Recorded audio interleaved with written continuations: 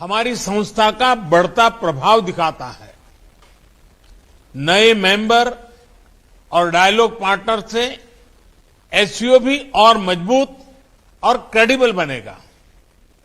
Excellency, SCO की 20वीं वर्षगांठ इस संस्था के भविष्य के बारे में सोचने के लिए भी उपयुक्त अवसर है। मेरा मानना है कि इस क्षेत्र में सबसे बड़ी चुनौतियां शांति, सुरक्षा और ट्रस्ट डेफिसिट से संबंधित है और इन समस्याओं का मूल कारण बढ़ता हुआ रेडिकलाइजेशन है। अफगानिस्तान में हाल के घटनाक्रम ने इस चुनौती को और स्पष्ट कर दिया है। इस मुद्दे पर एससीओ को पहल लेकर कार्य करना चाहिए। यदि हम इतिहास पर नजर डालें तो पाएंगे कि मध्य एशिया का क्षेत्र मॉडरेट और प्रोग्रेसिव कल्चर और वैल्यूज का एक प्रकार से गढ़ रहा है, किला रहा है।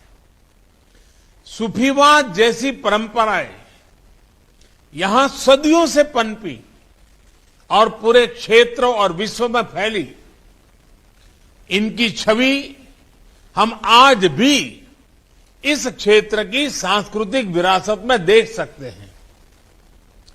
मध्य एशिया की इस ऐतिहासिक धरोहर के आधार पर एससीओ को रेडिकलाइजेशन और एक्सट्रीमिज्म से लड़ने का एक साझा टेम्पलेट डेवलप करना चाहिए। भारत में और एससीओ के लगभग सभी देशों में इस्लाम से जुड़ी मॉडरेट, टॉलरेंट और इंक्लूसिव संस्थाएं और परंपराएं हैं। एससीओ को इनके बीच एक मजबूत नेटवर्क विकसित करने के लिए काम करना चाहिए। इस संदर्भ में मैं एससीओ के रैट्स मैकेनिज्म द्वारा किए जा रहे उपयोगी कार्य की प्रशंसा करता हूं। भारत ने एससीओ रैट्स की अपनी अध्यक्षता के दौरान जो कैलेंडर ऑफ एक्टिविटीज प्रस्तावित की है, उन पर हमें सभी एससीओ पार्टनर्स के सक्रिय सहयोग की अपेक्षा है। एक्सेलेंसी, रेडिकलाइजेशन से लड़ाई क्षेत्रीय सुरक्षा और आपसी ट्रस्ट के लिए तो आवश्यक है ही, यह हमारी युवा पीढ़ियों के उज्जवल भविष्य के लिए भी जरूरी है। विकसित विश्व के साथ प्रतिस्पर्धा के लिए हमारे क्षेत्र को उभरती टेक्नोलॉजी में स्टेक होल्डर बनना होगा। इसके लिए हमें अपने प्रतिभाशाली युवाओं को विज्ञान और रेशनल थिंकिंग की ओर प्रोत्साहित करना होगा। हम अपने एंटरप्रेन्योर्स और स्टार्टअप्स को एक दूसरे से जोड़कर इस तरह की सोच, इस तरह की इनोवेटिव स्पिरिट को बढ़ावा दे सकते हैं। इसी सोच से पिछले वर्ष भारत ने पहले एससीओ स्टार्टअप फोरम और युवा वैज्ञानिक सम्मेलन का आयोजन किया। पिछले वर्षों में भारत ने अपनी विकास यात्रा में टेक्नोलॉजी का सफल सहारा लिया है। चाहे फाइनेंशियल इंक्लूजन बढ़ाने के लिए यूपीआई और रुपे कार्ड जैसी टेक्नोलॉजीज हो, या कोविड से लड़ाई में हमारे आरोग्य सेतु और कोविन जैसे डिजिटल प्लेटफॉर्म्स, इन सभी को हमने स्वेच्छा से अन्य देशों के साथ भी साझा किया है। हमें एससीओ पार्टनर्स के साथ भी इन ओपन सोर्स टेक्नोलॉजी को शेयर करने में और इसके लिए कैपेसिटी बिल्डिंग आयोजित करने में खुशी होगी। एक्सेलेंसी, रेडिकलाइजेशन और असुरक्षा के कारण इस क्षेत्र का विशाल आर्थिक पोटेंशियल भी अनटैप रह गया है। खनिज संपदा हो या इंट्रा एससीओ ट्रेड, इनका पूर्ण लाभ उठाने के लिए हमें आपसी कनेक्टिविटी पर जोर देना होगा। इतिहास में सेंट्रल एशिया की भूमिका प्रमुख क्षेत्रीय बाजारों के बीच एक कनेक्टिविटी ब्रिज की रही है। यही इस क्षेत्र की समृद्धि का भी आधार था। भारत सेंट्रल एशिया के साथ अपनी कनेक्टिविटी बढ़ाने के लिए प्रतिबद्ध है।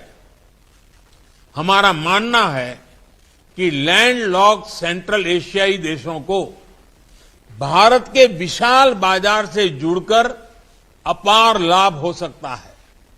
दुर्भाग्यवश आज कनेक्टिविटी के कई विकल्प उनके लिए खुले नहीं हैं। ईरान के चाबाहार पोर्ट में हमारा निवेश और इंटरनेशनल नॉर्थ साउथ कॉरिडोर के प्रति हमारा प्रयास इसी वास्तविकता से प्रेरित है। एक्सेलेंसी, कनेक्टिविटी की कोई भी पहल वन वे स्ट्रीट नहीं हो सकती। आपसी ट्रस्ट सुनिश्चित करने के लिए कनेक्टिविटी प्रोजेक्ट्स को कंसल्टेटिव, पारदर्शी और पार्टिसिपेटरी होना चाहिए।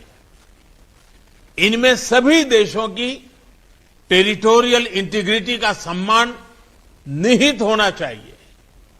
इन सिद्धांतों के आधार पर एससीओ को क्षेत्र में कनेक्टिविटी प्रोजेक्ट्स के लिए उपयुक्त नॉर्म्स विकसित करने चाहिए।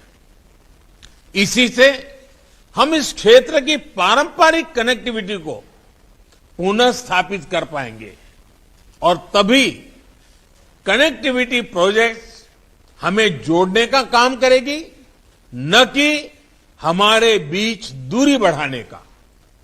इस प्रयत्न के लिए भारत अपनी तरफ से हर प्रकार का योगदान देने के लिए तैयार है। एक्सेलेंसी, एससीओ की सफलता का एक मुख्य कारण यह है कि इसका मूल फोकस क्षेत्र की प्राथमिकताओं पर रहा है। रेडिकलाइजेशन, कनेक्टिविटी और पीपल टू पीपल संबंधों पर मेरे सुझाव एससीओ की इसी भूमिका को और सबल बनाएंगे। अपनी बात समाप्त करने से पहले मैं हमारे मेजबान राष्ट्रपति रहमान का एक बार फिर धन्यवाद करता हूं। उन्होंने इस हाइब्रिड फॉर्मेट की चुनौती के बावजूद इस सम्मेलन का बेहतरीन आयोजन और संचालन किया है। मैं आगामी अध्यक्ष उज्बेकिस्तान को भी शुभकामनाएं देता हूं और भारत के सहयोग का आश्वासन देता हूं। बहुत बहुत धन्यवाद।